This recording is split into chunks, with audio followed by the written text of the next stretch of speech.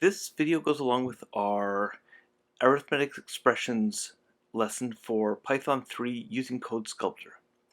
Now the first thing to realize is that in most programming languages, numbers can have a variety of data types, such as an integer, which are your 1, 2, 3, 4, -1, -5, or floating point operators, such as 3.141, 597, or -2.8.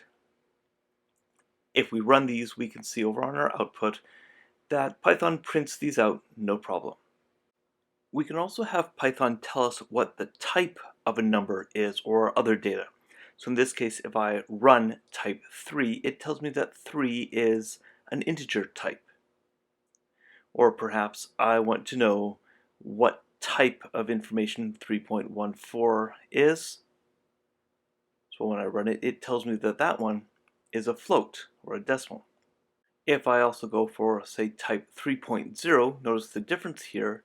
This one is a float.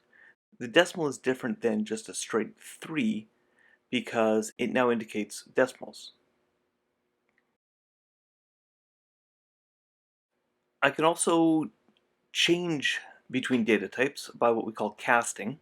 So in this case, if I tell it to print the integer of 3.14159 or the integer of -2.8, what will actually happen is that the decimal will get truncated or chopped off.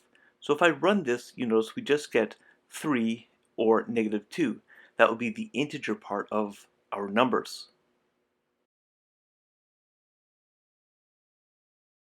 I can also do it the other way around. I could say print float 3 or float of -1, and you'll notice that Python adds the first decimal, in this case a decimal 0, to both of these. Python is limited in how many decimals it can pick. So right here I've grabbed pi from the internet. There's actually a site out there which calculates it to thousands of digits. But what's going to happen here is I am going to have Python print this value of pi. I'm just copying and pasting. And you'll notice when I actually run this, we only get the first 12 decimals. Similarly, I'm going to take the square root of 2, which is 1.4142, etc. And I am going to print this one out as well. Notice once again when I run it, we only get 12 decimal points. So that is the limit of what Python can do with your basic data types. If we want to increase these, we have to install some libraries. Now Python can do our basic math, which I hope it can. So if we say print 1 plus 2, Python will give us the lovely answer of 3.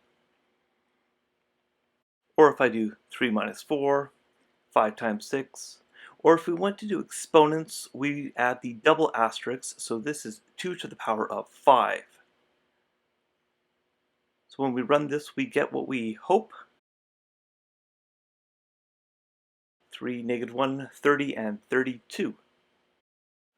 Now, division in Python is a little different between versions. Since we are focused on Python 3, I'll talk about that.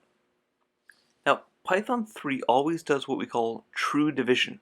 That is, no matter if we have 1 decimal, 2 decimals, or even no decimals, it will take this as a floating point number, and once again, it'll perform true division.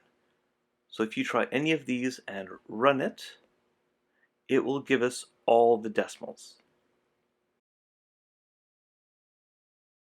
So once again, I'm reinforcing that Python 3, unlike 2, will always perform true division, meaning our answers will all be in decimal format. Just to show, if I take two numbers that are decimals and I divide them, the answer will obviously be a decimal.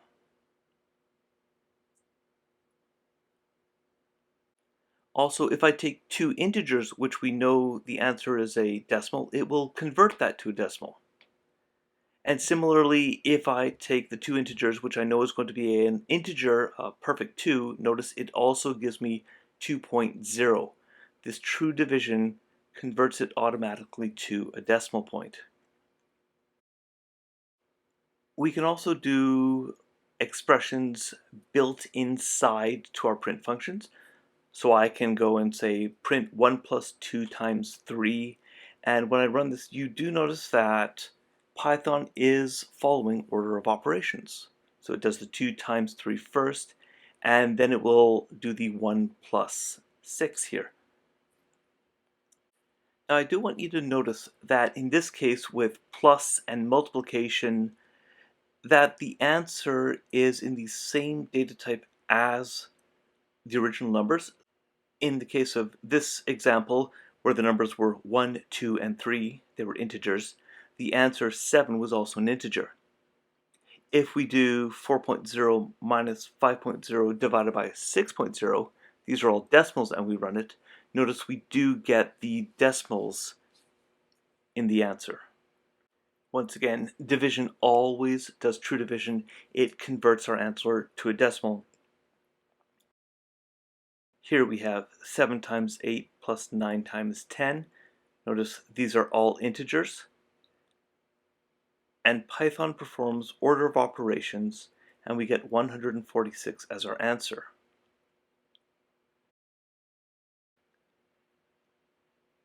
No matter how we look at this, you notice here it is performing the multiplication first, so this is the same as saying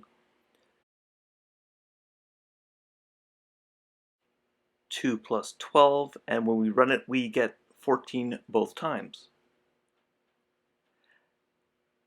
If you needed to force an operation, we will use nesting parentheses. So in this case I want to do 1 times 2 plus 3 times 4.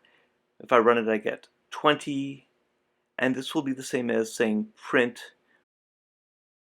1 times 5 times 4. Notice it does the 5 first before the rest of the equation, and we get 20. So this is some of the basic arithmetic that Python will do for us. It follows order of operations. It uses parentheses to help gather terms. And if we want to do some more complex operations, I would suggest looking up in the documents or looking online as to how we can implement some of the more powerful features of mathematics.